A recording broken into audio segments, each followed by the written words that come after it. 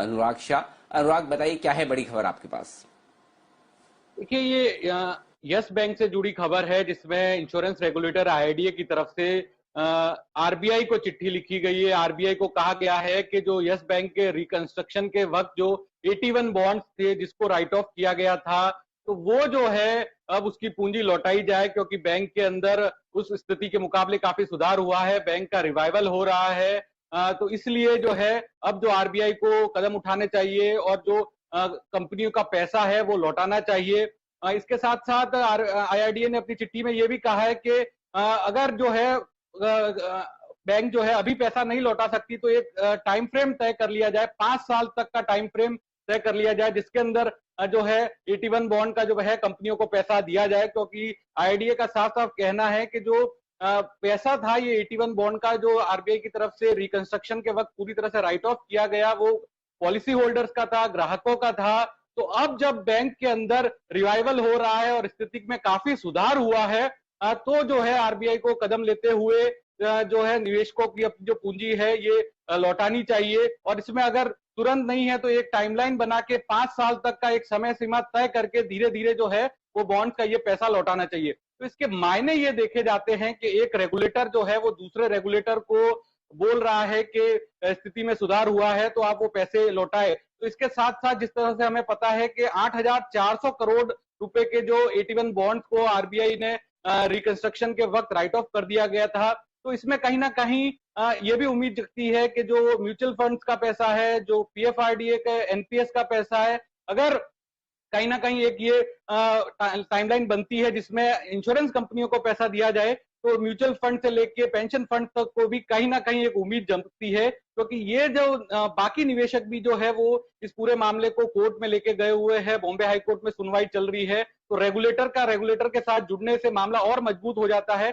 इसमें साथ साथ आईआरडीए का ये भी मानना है कि हाल के दिनों में ऐसी कई सारी घटनाएं हुई है, चाहे डीएचएफएल का मामला हो, चाहे रिलायंस कैपिटल का मामला हो, या फिर अभी जस्ट जो भी हुआ है लक्ष्मी विलास बैंक का मामला, जहां पर जो है इंश्योरेंस कंपनियों ने काफी नुकसान लिया है। तो इन सब चीजों को देखते हुए कहीं ना कहीं जो है आरबीआई को एक सोचना होगा। और जब बैंक का रिवाइवल हो रहा है, स्थिति सुधर रही है, तो और बैंक ऐसी स्थिति में आ सकता है, तो एक टाइम फ्रेम बना के जो निवेशकों का पैसा है वो लौटाना चाहिए। बड़ी खबर आती हुई यस बैंक के लिए, और मोर इम्पोर्टेंटली जो आईआरडीए ने एक चिट्ठी लिखी है। अनिल जी, किस तरह से इस खबर को देखें, क्योंकि हमने भी देखा है सर बैंक की स्थिति में तो डेफिनेटली सुधार भी हुआ है, मैनेजमेंट भी हमारे साथ जुड़े थे। क्या आरबीआई इस पर मंजूरी देगा या फेवरेबली देखेगा इस खबर को सर?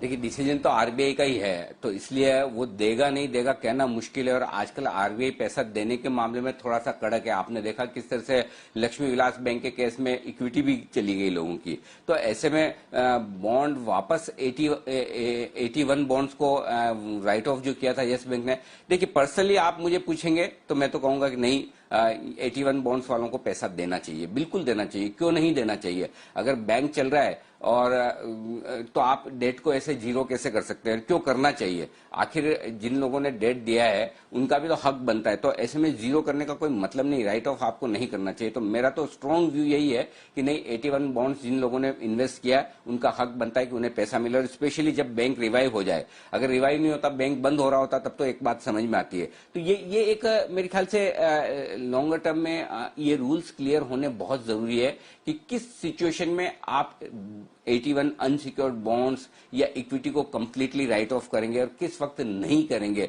ये स्थिति साफ होना बहुत जरूरी है। तो दीप, अगर आप मुझे बोलेंगे पर्सनली, अगर आप बैंक के बॉन्ड में पैसा नहीं लगाएंगे तो कहां पैसा लगाएंगे? ठीक है, आपकी एफडी से थोड़ी सी ज्यादा रिस्क होती है, लेकिन आप ये तो नहीं कह सकते ना किसी बैंक को आप उधार दें और वो उधार आपका जीरो हो जाए। फिर तो अगर बैंक के जो कई सारे क्लाइंट्स हैं, कई सारे जो उनके कस्टमर्स है, वो एनपीए करके जीरो करके भाग जाते, तो फिर वो और बैंक में क्या फर्क रहा? तो मेरा बहुत स्ट्रांगली मानना है कि इस तरह के बॉन्ड्स को जीरो नहीं करना चाहिए, राइट ऑफ नहीं करना चाहिए। और जिन लोगों ने ये बॉन्ड्स खरीदे उनका पूरा हक बनता है, आज नहीं तो कल, जब भी किसी भी बैंक की सिचुएशन हो, चाहे वो यस बैंक हो, चाहे लक्ष्मी विलास बैंक हो, चाहे पीएमसी हो, चाहे XYZ बैंक हो, लेकिन इस पर एकदम आप जीरो कर दें, ये तो ठीक नहीं है। कहने के लिए आप कह सकते हैं कि ये तो रिस्की बॉन्ड है, जब आप पैसा लगाते तो आपको पता होना चाहिए। बिल्कुल है, रिस्की बॉन्ड है।